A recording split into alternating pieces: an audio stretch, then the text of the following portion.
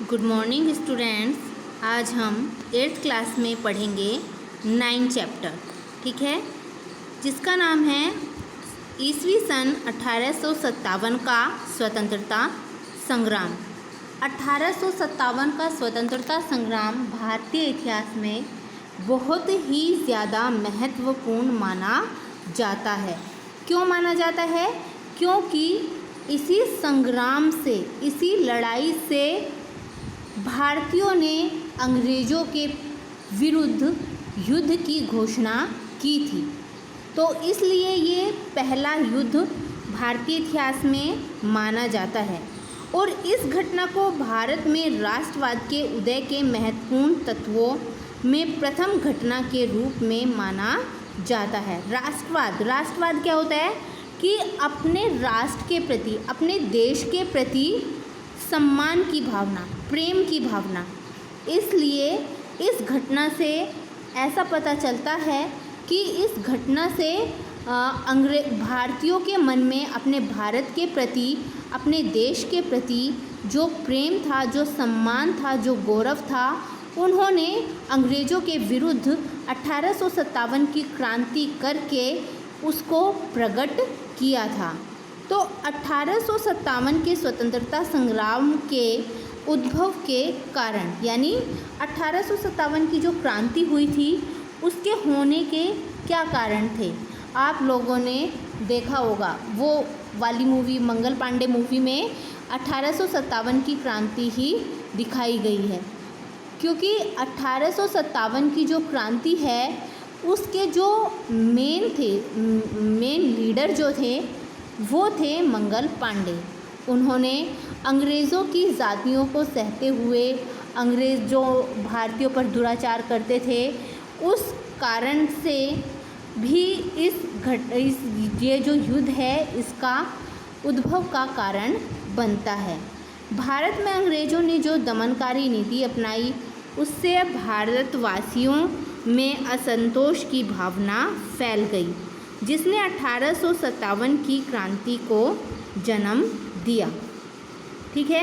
क्योंकि भारत में जो अंग्रेज़ लोग आए थे वो पहले भारत की सुख समृद्धि से आकर्षित होकर आए थे, लेकिन धीरे धीरे जब उन्होंने देखा कि भारत में एकता नहीं है, सब लोग आपस में लड़ते झगड़ते हैं, तो उन्होंने इस बात का फ़ायदा उठाया और वो धीरे धीरे भारत पर शासन करने लगे, जिसका भारतीयों को बहुत ही ज़्यादा नुकसान हुआ। हर तरफ असंतोष की भावना फैल गई, क्योंकि अंग्रेज़ लोग हर चीज़ में, धार्मिक, सामाजिक, राजनीतिक, आर्थिक, सब तरह से भारत को अपने अधीन बनाने में लगे थे। इसी से परेशान होकर, इसी से दुखी होकर लोगों ने 1857 की क्रांति को जन्म दिया और बहुत से लोग इस क्रांति में शामिल हुए। तो 1857 की क्रांति का जो सबसे पहला कारण है वो है सामाजिक और धार्मिक कारण। कंपनी सरकार यानी अंग्रेज़ सरकार ने सामाजिक सुधार की जो रीति अपनाई उसने लोगों में भय पैदा किया। उन्हें लगा कि अंग्रेज़ सरकार उन्हें जबरन ईसाई धर्म अपना स्वीकार कराकर भारतीय संस्कृति व सभ्यता को नष्ट करना चाहती है। अब देखो, जब कोई बाहर से कोई भी आता है, कोई भी अपने परिवार में कोई बहू आती है, कोई नया मेहमान आता है, तो वो अपने ढंग से अपना काम करता है ना। लेकिन क्या होता है कि जो घर वाले होते हैं, जो घर वाले लोग होते हैं, उनको अपनी पुरानी परंपराएं, अपने तरीके से काम करना, अपने तरीके से घर चलाना ही अच्छा लगता है। लेकिन जो नई बहू होती है वो अपने तरीके से घर चलाती है, काम करती है। फिर क्या होता है, फिर दोनों में क्या होता है, तकरार होती है, लड़ाई झगड़े होते हैं। तो वही चीज़ भारत में भी हुई। अंग्रेज़ लोग आए, उन्होंने अपनी धर्म, अपनी संस्कृति का प्रचार प्रसार किया, जिससे भारतीयों को लगा कि अंग्रेज़ लोग उन्हें ईसाई धर्म स्वीकार करने पे मजबूर कर देंगे, जिससे उनकी सभ्यता और संस्कृति का नाश हो जाएगा, ठीक है। सेना में, जेलों में, रेलवे आदि सार्वजनिक स्थानों पर भारतीयों को बार बार अपमाना करते थे। अंग्रेज लोग इस बात से भी भारतीयों में अपने समाज व संस्कृति के बारे में असंतोष पैदा किया। पहले क्या होता था कि भारतीयों को ना ही सेना में, ना रेलवे में, ना ही सार्वजनिक स्थानों पर कुछ भी महत्व दिया जाता था, कुछ उनको महत्व नहीं दिया जाता था। भारतीय लोगों को फर्स्ट क्लास हमेशा, रेलवे में भी फर्स्ट क्लास हमेशा अंग्रेज़ों को मिलती थी और भारतीयों के लिए थर्ड क्लास होती थी। भारतीयों को लाइक अ डॉग, लाइक अ, ऐसे स्लोगन उन पर बनाए जाते थे जो भारतीयों को बहुत ही नीचा देखने के लिए मजबूर करते थे। तो उससे क्या हुआ कि भारतीयों में असंतोष की भावना पैदा हो गई। अब कोई भी इंसान हो वो अपना आत्मसम्मान तो रखता ही है, तो वैसे ही भारतीय लोग जो थे उनमें अंग्रेज़ों के विरुद्ध बहुत सा असंतोष पैदा हो गया। ठीक है। परिणाम स्वरूप कुछ लोग अपने सामाजिक धार्मिक ढांचे को टिकाए रखने के लिए इस संग्राम में जुड़ गए। बहुत से लोग ऐसे थे जो अंग्रेजी शासन को या कंपनी सरकार को नहीं मानते थे। वो अपनी ही परंपराओं को बनाए रखने के लिए, अपने संस्कृति को बनाए रखने के लिए, अपने धार्मिक जीवन को बनाए रखने के लिए इस संग्राम से जुड़ गए थे। ठीक है। अब है आर्थिक कारण। आर्थिक, उस समय अंग्रेज़ों की आर्थिक नीति भारत के द्वारा इंग्लैंड को समृद्ध बनाने की थी।